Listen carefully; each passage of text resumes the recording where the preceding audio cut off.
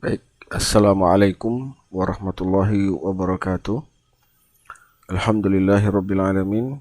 Wa bihi nasta'in ala umuri waddin. Wassalatu wassalamu ala asrafil anbiya'i wal mursalin wa ala alihi wa sahbihi rasulillahi ajma'in. Amma ba'du. Uh, Sebelum kita mulai pelajaran untuk anak-anak kamu sekalian, minggu yang lalu kita sudah menyelesaikan bab kelima, yaitu tentang macam-macam sujud. Maka kita masuk kepada bab yang keenam hari ini, yaitu pertumbuhan ilmu pengetahuan di masa Umayyah dan pada periode Damaskus. Ya, sebelum kita belajar, mari kita berdoa kepada Allah Subhanahu Wa Taala. Mudah-mudahan pembelajaran kita hari ini bermanfaat untuk kita, menambah ilmu pengetahuan kita, khususnya tentang pengetahuan ilmu agama dan sejarah Islam.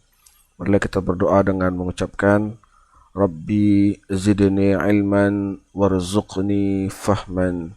Allahumma inni as'aluka ilman nafi'ah wa rizqan tayyiba wa amalan mutaqabbala. Alhamdulillahirabbil alamin. Baik, untuk bab ini kita ingin membahas tentang kekhalifahan Bani Umayyah. Bani Umayyah ini memiliki dua periode kekuasaan. Nah, yang pertama kita bahas dulu periode Damaskus. Ya, periode Damaskus. Pertumbuhan ilmu pengetahuan di masa Umayyah, yaitu periode Damaskus.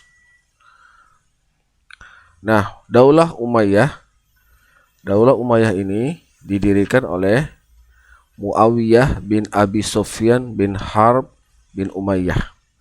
Dia berkuasa selama 90 tahun, yaitu dari tahun 401 Hijriah ya. Dia berkuasa di Damaskus, Syria. Jadi peristiwa berdirinya khilafah ini, ya, kita kembali kepada periode, ada kaitan dengan periode Mekah. Ketika kekuasaan Islam, periode Madinah ya, ketika kekuasaan Islam berada di tangan Ali bin Abi Thalib, ya, ketika Ali bin Abi Thalib dibaiat oleh kaum muslimin menjadi khalifah pemimpin dari kaum muslimin dan merupakan khalifah Rasulullah yang terakhir, ya. Karena setelah ini tidak ada lagi khalifah Islam, yang ada adalah Bani atau kekuasaan daripada keluarga Umayyah dan Abbasiyah. Nah, ketika Ali bin Abi Thalib dibaiat sebagai Khalifatul Rasyidin, khalifah Nabi, beliau dituntut oleh pendukung-pendukung atau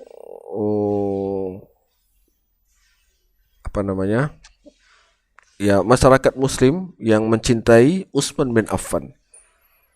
Ya, Utsman bin Affan ini adalah khalifah ketiga yang beliau wafat dibunuh oleh pemberontak.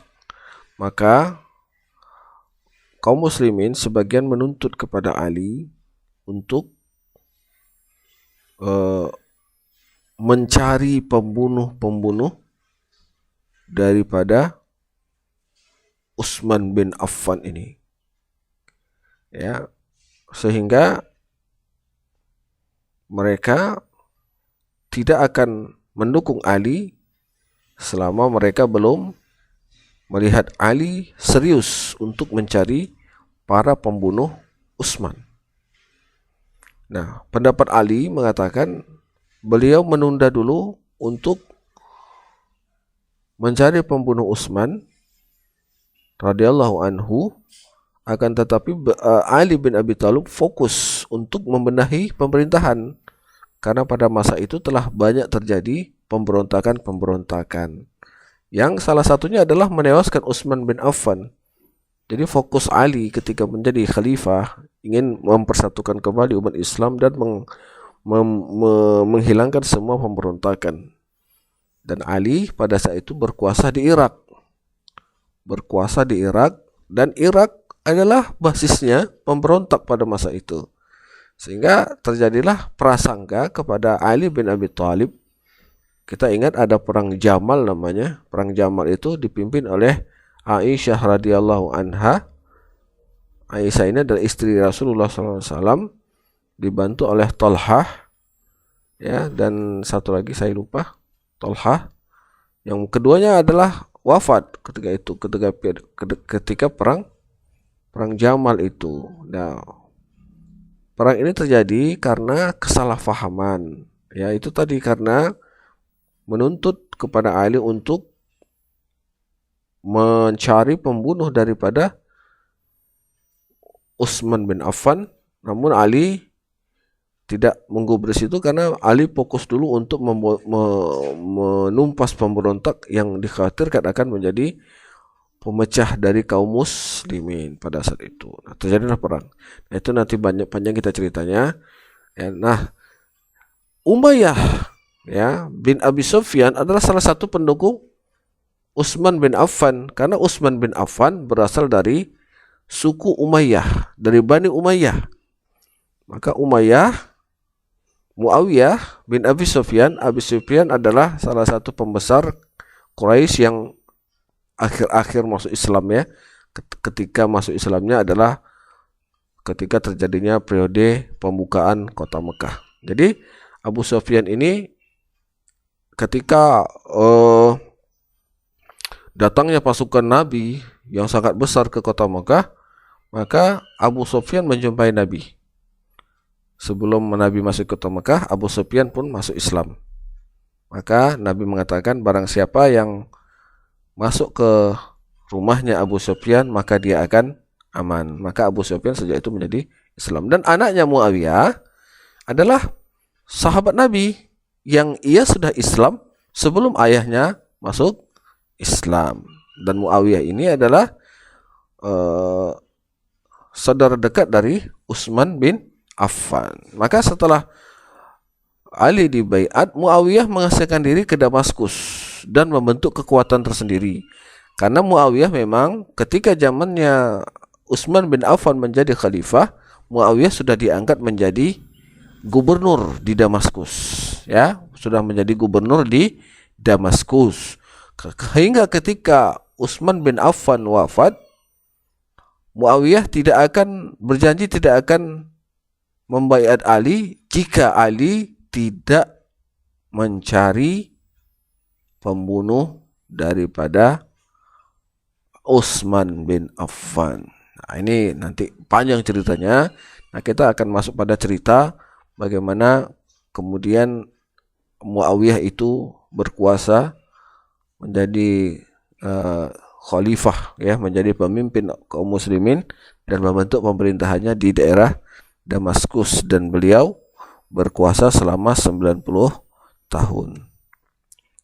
Nah, selama periode kekhilafahan Bani Umayyah terdapat beberapa khilafah atau raja-raja. Muawiyah bin Abu Sufyan menjadi raja pertama, ya, 41 sampai 61 Hijriah. Lalu setelah Muawiyah bin Abu Sufyan meninggal, dilanjutkan oleh putranya Yazid bin Muawiyah. Atau disebut dengan Yazid I, berkuasa pada tahun 61 sampai 64 Hijriah. Setelah Yazid meninggal, maka digantikan Muawiyah bin Yazid dengan gelar Muawiyah II. Ya. Ini masih saudara dari Muawiyah bin Abu Sufyan, putra dari Yazid, dengan mengangkat dirinya sebagai Muawiyah II. Nah, setelah Muawiyah bin Yazid meninggal, diangkatlah Marwan bin Hakam. Nah, ini di luar daripada keturunan Abu Sufyan. Keturunan Abu Sufyan di luar keturunan Abu Sufyan menjadi khalifah, yaitu Marwan bin Hakam, disebut dengan Marwan I, dan berkuasa pada tahun 665 sampai 66 Hijriah. Kemudian setelah Marwan I wafat, Abdul Malik bin Marwan menggantikan posisinya menjadi seorang raja yang berkuasa pada tahun 66 Hijriah sampai 86 Hijriah. Setelah itu digantikan oleh Al-Walid bin Abdul Malik dengan memberi gelar dirinya Al-Walid, ya. Al-Walid. Al-Walid ini berkuasa pada tahun 86 Masehi Hijriah sampai 997 Hijriah. Setelah itu digantikan oleh Sulaiman bin Abdul Malik, putranya, ya, yaitu pada tahun 97 Hijriah sampai 99 Hijriah. Nah, kekuasaan kembali berpindah tangan kepada Umar bin Abdul Aziz dengan gelar Umar II. Ya, dengan gelar Umar II. Kenapa dibilang Umar II? Karena Umar ini adalah bentuk atau keturunan dari Umar bin Khattab, ya. Jadi Umar bin Abdul Aziz ini benar-benar di luar dari kekeluargaan dari Muawiyah. Dia berhasil menjadi raja di luar dari kekerabatan Muawiyah. Ya, jadi dia kerabat dari Umar bin Khattab, khalifah kedua. Dia berhasil menjadi raja pada masa itu dan berkuasa pada tahun 99 Hijriah sampai 102 Hijriah.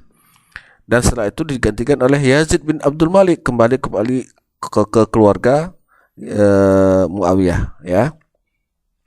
Kemudian setelah itu Hisam bin Abdul Malik, dan setelahnya Walid bin Yazid, lalu ada Yazid bin Walid, Ibrahim bin Walid, dan terakhir Marwan bin Muhammad. Setelah Marwan bin Muhammad ini, maka khilafah Bani Umayyah yang berada di Damaskus jatuh ke tangan kekuasaan Bani Abbasiyah.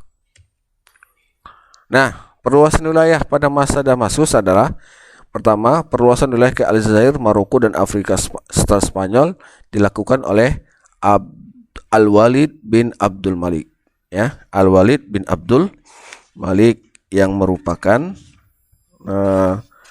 Al-Walid bin Abdul Malik yang merupakan raja ke 7, ya. 1, 2, 3, 4, 5. 1, 2, 3, 4. Yang ke-6, ya. Pada masa kekuasaannya lah pemerintahan Islam pada masa itu bisa memperluas wilayahnya sampai ke Aljazair, Maroko, dan Afrika. Ya, itu bagian dari benua Afrika, dan masuk ke Eropa, yaitu Spanyol. Dan panglima perangnya adalah Tariq bin Ziyad. Tariq bin Ziyad.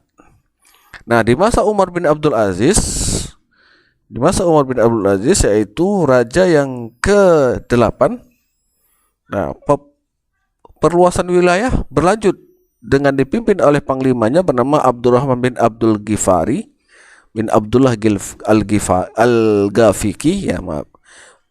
Abdurrahman bin Abdul Al-Ghafiqi, ya, memperluas wilayahnya sehingga pada masa itu masuk Islamlah semua negara-negara, di antaranya Spanyol, Afrika Utara, Syria, Palestina, Jazirah Arab, Irak, sebagian Asia Kecil, Persia, Afghanistan, Pakistan, Turkmenistan, Uzbekistan, dan Kyrgyzstan. Semua menjadi Islam pada masa itu, ya. Ini luar biasa besarnya kekuasaan kaum muslimin pada masa pemerintahan Umar bin Abdul Aziz ini. Dan dinyatakanlah bahwa Umar bin Abdul Aziz inilah orang yang meniru daripada Khulafaur Rasyidin. Bagaimana beliau begitu sederhananya dalam hidup, beliau tidak mau memakan harta negara. Beliau bahkan diceritakan ketika ada tamu ingin menjumpai beliau bertanya, "Kamu datang untuk urusan apa? Urusan negara atau urusan pribadi?" Jika orang itu mengatakan untuk urusan pribadi, maka Umar bin Abdul Aziz mematikan lampu. Ketika ditanya kenapa dimatikan lampunya, karena ini lampu dihidupkan dengan uang negara dan hanya untuk urusan negara. Kalau untuk urusan pribadi, maka tidak dibenarkan untuk dipakai. Begitulah Umar bin Abdul Aziz. Bahkan pada masa Umar bin Abdul Aziz itu orang-orang makmur sekali, sehingga orang-orang sangat sulit untuk mencari orang miskin. Ya, untuk membayar zakat, orang kaya itu sulit sekali mencari orang miskin untuk memberikan zakatnya. Jadi sangat luar biasa kemakmuran pada masa Umar bin Abdul Aziz, yaitu pemerintah ke-8 dari masa Umayyah di Damaskus.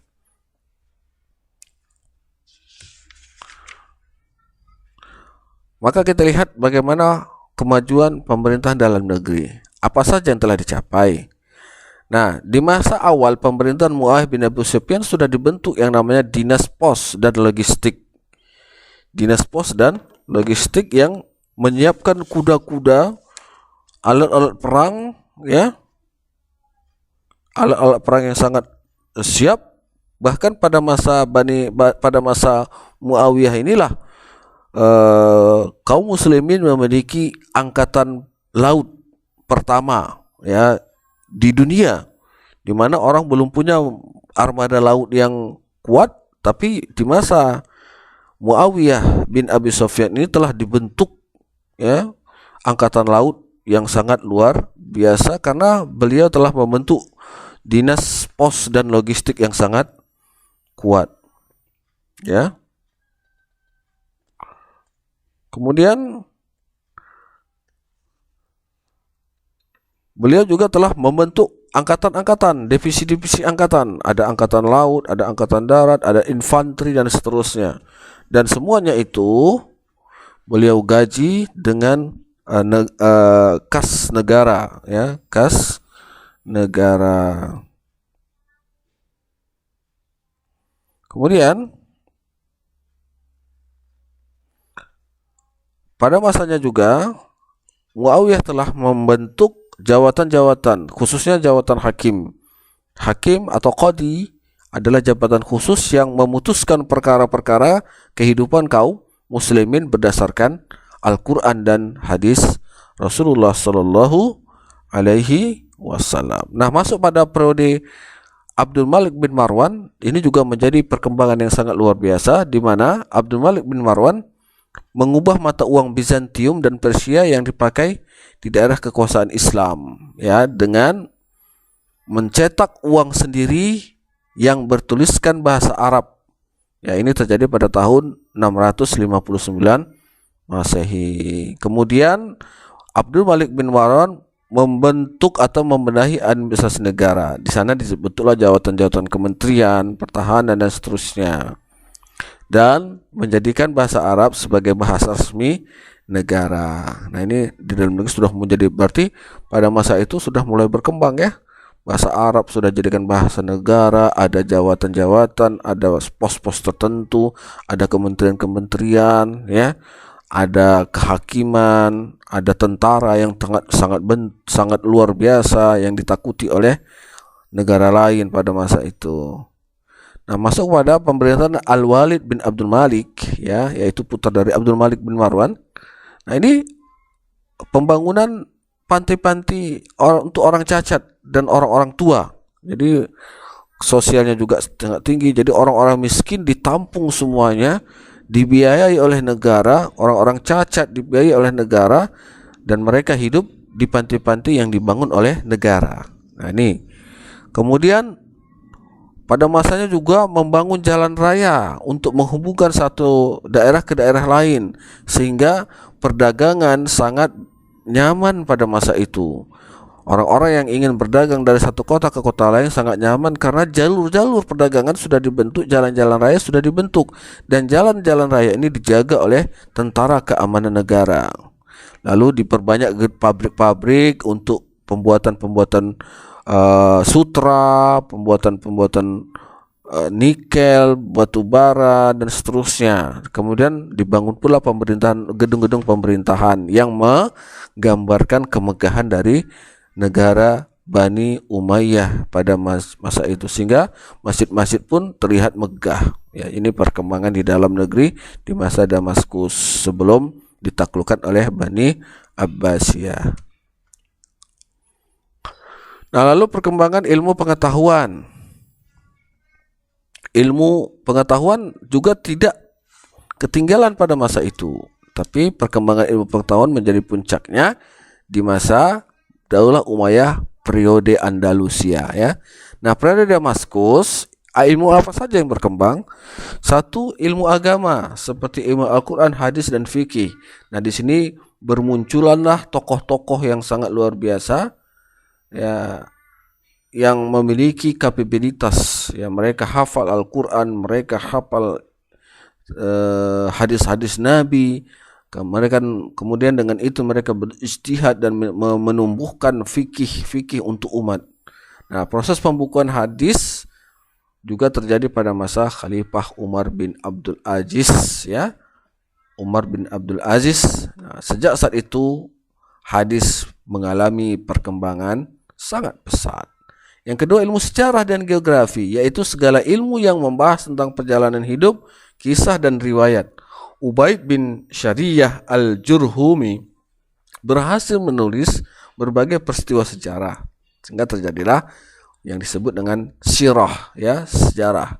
Nah, ilmu sejarah baik di periode kehidupan Nabi Shallallahu Alaihi Wasallam dan para sahabat, sehingga terkenallah yang namanya periode tabi'in ya, yaitu sesuai dengan hadis Nabi, periodeku dan sahabatku adalah yang terbaik, dan setelahnya dan setelahnya dan setelahnya. Maka memang sangat luar biasa sejarah Islam ini berkembang pesat ya. Lalu ilmu pengetahuan bidang bahasa. Bidang bahasa yaitu segala ilmu yang mempelajari ilmu nahwu, sharaf dan lain-lainnya. Ada ilmu mantik, ilmu balaghah ya, dan seterusnya. Ilmu bahasa berkembang sangat luar biasa. Lalu ilmu filsafat yang tidak ketinggalan, karena ilmu filsafat ini percampuran budaya ya. Karena pada saat itu negara-negara yang dulunya bukan muslim ditaklukkan oleh Islam dan diislamkan, maka ada budaya-budaya lokal yang pada akhirnya bersatu dengan budaya muslim, dan ada ilmu-ilmu yang berada di daerah-daerah yang sebelumnya muslim diambil oleh Islam. Salah satunya adalah ilmu filsafat ya, yaitu segala ilmu yang pada umumnya berasal dari bahasa asing ya, seperti kita katakan tadi, berasal dari bahasa asing karena memang berasal dari negara taklukan. Nah, seperti ilmu mantik, kimia, astronomi, ilmu hitung, dan ilmu yang berhubungan dengan itu semua, dan ilmu kedokteran tentunya. Maka pada masa itulah bermunculan ahli-ahli astronomi, ahli matematika ya, ahli kedokteran seperti Ibnu Sina ya, Al-Ghawazaini misalnya ya, dan itu adalah ahli matematika. Al-Zahrawi pada tahun 936 Masehi sampai 1013 Masehi. Nah, ini adalah contoh perkembangan ilmu pengetahuan yang sangat pesat di masa Bani Umayyah periode Damaskus.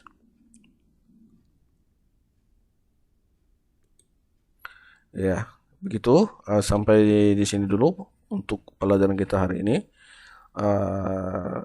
Tidak ada tugas khusus.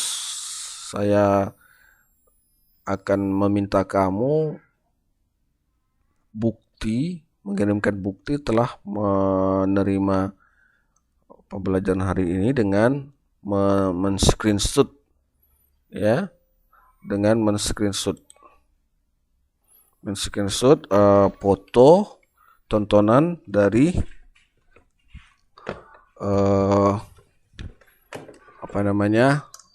video yang telah saya berikan kamu di channel YouTube ya. Kenapa saya pilih seperti ini pembelajaran? Agar kapanpun kamu mau melihat materi, kamu tinggal cari di YouTube, bisa kamu lihat ya.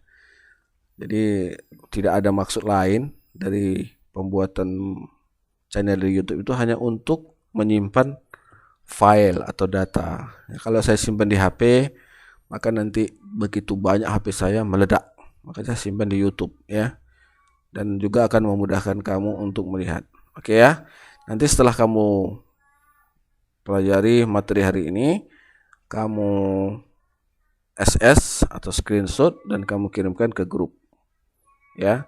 Mari kita tutup dengan kafaratul majelis. Subhanakallahumma wa bihamdika asyhadu an la ilaha illa anta astaghfiruka. Maaf ya. Kita tutup dengan kafaratul majlis. Subhanakallahumma wa bihamdika asyhadu alla ilaha illa anta astaghfiruka wa atubu ilaik. Mohon maaf jika ada kesalahan. Assalamualaikum warahmatullahi wabarakatuh.